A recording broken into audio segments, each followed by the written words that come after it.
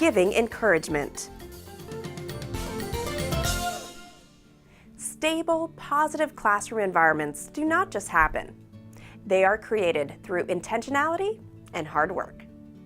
A primary factor in building a positive classroom environment is the constant, purposeful use of encouragement.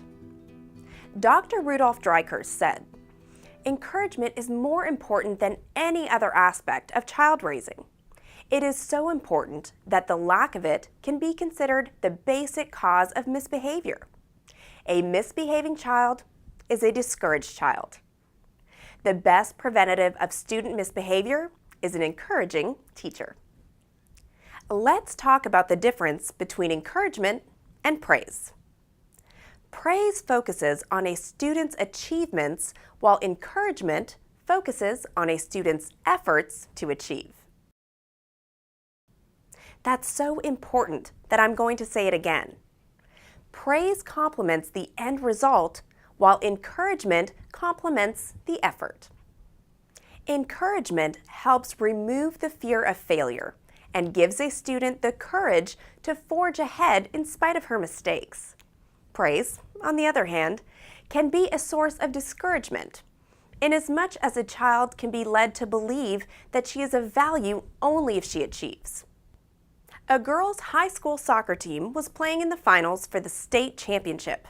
They won by a score of 2-0. The goalkeeper had a brilliant game. When she came off the field, her coach told her, "As I watched you out there, I was reminded of all the hard work you've exerted in practice that enabled you to play like you did today. I'm so proud of you." The next season, her team played in the state finals again. This time, their defense broke down, and the goalkeeper was like a target in a shooting gallery. They were beaten by a score of 10-1. When the goalkeeper came off the field that day, her coach said, "You never gave up. Through all the blood, sweat, and tears, you kept fighting. I'm so proud of you." Because her encouraging coach complimented her efforts, the girl felt good about her participation in both games. That's the power of encouragement. As opposed to praise, it allows a student to feel valued regardless of the outcome of the game. There are two things that teachers often do, hoping to encourage students, that actually serve to discourage them. One source of discouragement can be adult overprotection.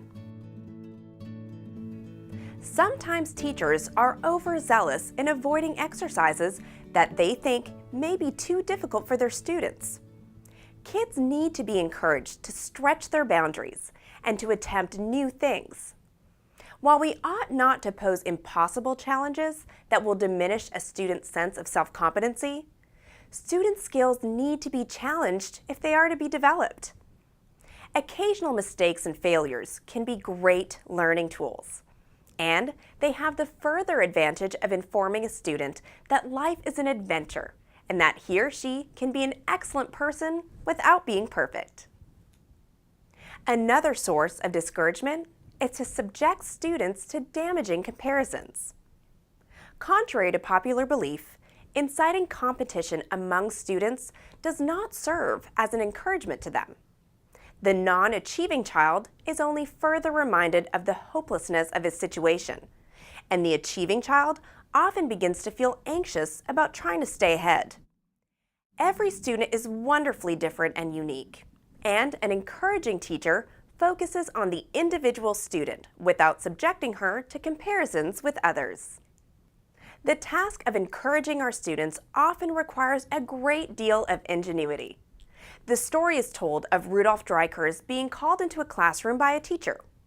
In front of the class, the teacher complained about a particular student's poor handwriting skills. She explained that the class had been practicing writing the letter O and showed Dreikurs the student's sheet of paper. It was an absolute mess, with scribbling all over the page. Dr. Dreikurs took the paper and studied it for several minutes. Finally, he smiled at the teacher and the student, pointed to the only legible letter on the page, and said, "That's a pretty nicely shaped O right there." The student took the paper and returned to his desk. A few minutes later, he he showed Dreikurs and the teacher an entire page of beautifully shaped O's. Stephen Covey says that people establish an emotional bank account with one another. Through words of encouragement, teachers make deposits into the emotional bank account of their students. And the result is a high trust level and good communication with them. If there is a surplus of goodwill deposits in the account, students and teachers are able to have their occasional confrontations and still continue to honor and respect each other.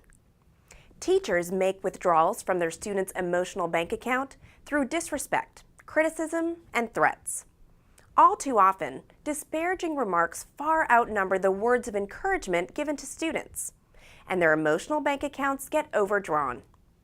The result is estrangement and distrust. In order to create warm, caring relationships with our students, we teachers can ask ourselves on a daily basis, have my deposits into my students' account exceeded my withdrawals today? Have I been a source of encouragement to them? Encouraging a student means focusing on her efforts rather than the outcome of an activity. It means not subjecting her to damaging comparisons with other students. And it means that we be creative and intentional in regard to making positive contributions to the student's emotional bank account. Building a child's positive self-concept through encouragement is a central task of a nurturing teacher. Here are some things to remember in giving encouragement. The best preventative of student misbehavior is an encouraging teacher.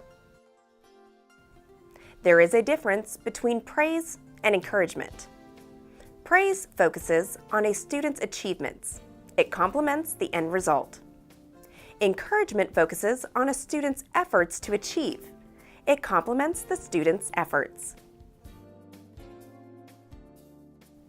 Encouragement helps remove the fear of failure and gives a student the courage to forge ahead in spite of her mistakes. Praise can be a source of discouragement, inasmuch as a child can be led to believe that he is of value only if he achieves. There are two things that teachers often do, hoping to encourage students, that actually serve to discourage them. One is overprotection. Students need to be encouraged to stretch their boundaries and to attempt new things. Another source of discouragement is student comparisons. The non-achieving child is only further reminded of the hopelessness of his situation, and the achieving child often begins to feel anxious about trying to stay ahead. Through words of encouragement, teachers make positive deposits into the emotional bank account of their students. Teachers make withdrawals from their students' emotional bank account through disrespect, criticism, and threats.